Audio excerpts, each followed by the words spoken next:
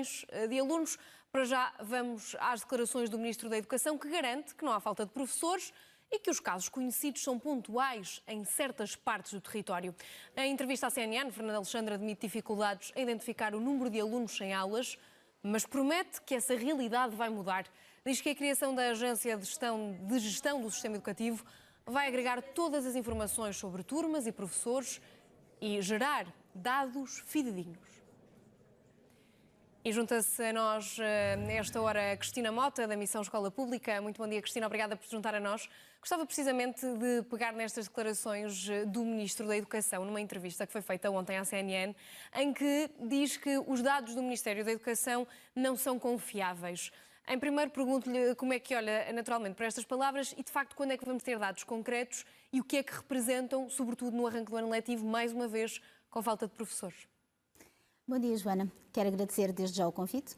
Quero desejar um bom ano letivo a todos os alunos que hoje se dirigem às escolas, também desejar um excelente ano letivo aos meus colegas professores e a todos aqueles que asseguram que o sistema educativo se mantém em sobrevivência, nomeadamente os assistentes operacionais, os assistentes técnicos que hoje recebem os alunos, que é o principal objetivo de qualquer professor, de qualquer profissional que está nas escolas. Relativamente às declarações do Ministro, no que diz respeito a números, preocupa-nos, mostrou-nos no passado que não os domina, efetivamente, e continua a não dominar. Começamos o ano letivo, mais uma vez, com o principal problema que diz respeito à falta de professores. Segundo as nossas contas, temos cerca de 150 mil alunos sem professor no dia de hoje e este número é relativamente inferior ao número da FENPROF porque nós apenas consideramos as ofertas de escola que estão neste momento na plataforma. Quando me pergunta quando é que poderemos ter números fiáveis, seria bastante simples se o nosso Ministro... Porque a verdade é que o Ministro nunca, no fundo, nunca vem diz que agora estamos à espera, lá está, dos números que vão sair, mas é sempre uma resposta que vai sendo adiada.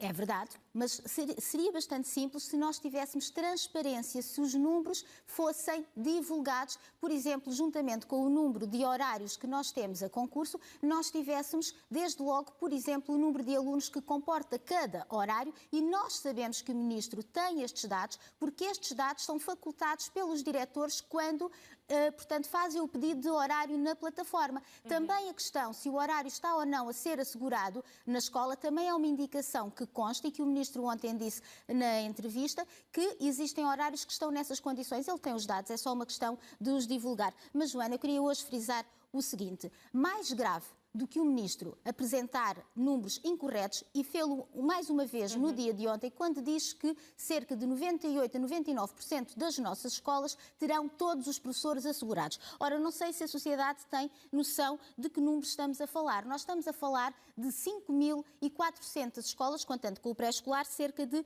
4.600 se contarmos apenas com o básico e secundário. 2% rondaria uma centena de escolas. Seria o mesmo que dizer que em apenas uma centena de escolas nós teríamos falta de professores no dia de hoje. Sabemos não ser verdade. E David Martins, já ontem em declarações ao Expresso, indicou que estavam na plataforma, em ofertas de escola, 1.347 horários, no que diz respeito a 479 agrupamentos, que são cerca de 50% do total dos 840. E se nós considerarmos apenas os horários superiores a 8 horas e anuais, já para tirarmos por completo aquela ideia que o Sr. Ministro diz que poderão ser horários temporários e apenas para prefazer a falta de um professor que se encontra doente 2 semanas, nós temos, neste caso, 494 horários em 228 agrupamentos. Portanto, a ideia que temos apenas 1 ou 2% das escolas com falta de professores está errada. E mais grave do que apresentar os números errados, e era o que eu estava a tentar explicar há pouco, é termos um Ministro que considera que este número podia ser possível. Quando nós não temos, ou temos noção que o Ministro não tem um diagnóstico correto, ora, ficará em causa as medidas que nós vamos conseguir ter como eficazes. Ora, comparativamente, o que nós entendemos é que o Ministro considera que está perante uma gripe quando, efetivamente, o problema diz respeito a uma pneumonia. Portanto, precisamos de outras medidas e ficamos preocupados pela constatação que o Ministro não tem consciência do problema que tem em mãos. E isso remete depois para as medidas e, por exemplo, no que diz respeito à revisão do Estatuto da Carreira Docente, que nós entendíamos que seria efetivamente aqui essencial para nós invertermos esta tendência, não nos próximos anos, isso vai ser impossível.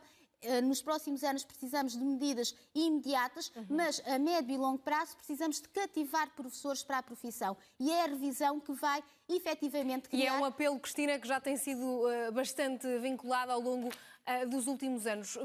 Estamos a ficar sem tempo e gostava ainda de lhe perguntar, já percebemos que a falta de professores vai ser naturalmente um desafio a enfrentar neste ano letivo, mas que desafios é que considera também importantes e que vão de facto sentir-se ao longo deste ano letivo, além da falta de professores? Além da falta de professores, temos desde logo também a falta de outros recursos humanos nas escolas, nomeadamente os assistentes operacionais, que também se revelam essenciais e que também estão em falta em muitas escolas. Chama a atenção, e é hoje notícia, Filinto Lima, portanto, indicou hoje que, ao contrário do que o Sr. Ministro disse ontem, que vamos ter cerca de 320 mediadores culturais e linguísticos nas escolas, devido a um problema técnico e que, segundo o Ministro, estava contornado, Filinto Lima alerta que não temos qualquer mediador neste momento nas escolas. Portanto, será necessário abrir-se concurso e, portanto, nós entendemos que só em outubro, novembro é que estes profissionais vão começar a chegar às escolas e seria essencial. Portanto, aqui logo em causa está a integração dos alunos estrangeiros, no que diz respeito à inclusão, ao que acresce também a falta de revisão do Decreto 54, que diz respeito à inclusão dos alunos com necessidades educativas especiais, que também vai ser aqui um desafio, porque continuamos sem os recursos adequados, continuamos a ter uma falsa inclusão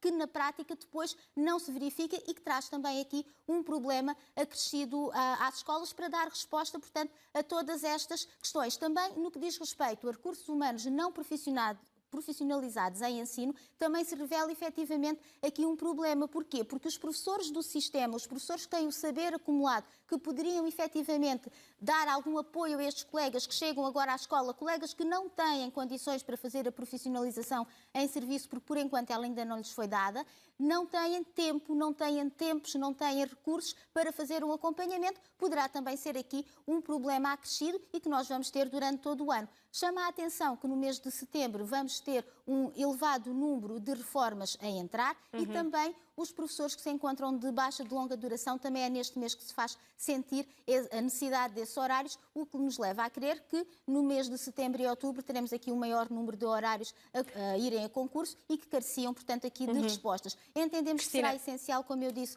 a revisão do Estatuto da Carreira Docente para reverter aqui algumas questões, desde logo a revisão salarial, a questão da abolição de número limite de Cristina, vagas. não temos mesmo mais tempo, mas ficam os seus apelos, também os alertas para este ano letivo que arranca hoje. Muito obrigada. Esperemos que o nosso Ministro nos ouça também. Fica o Bom apelo. dia e agradeço Obrigada. a oportunidade.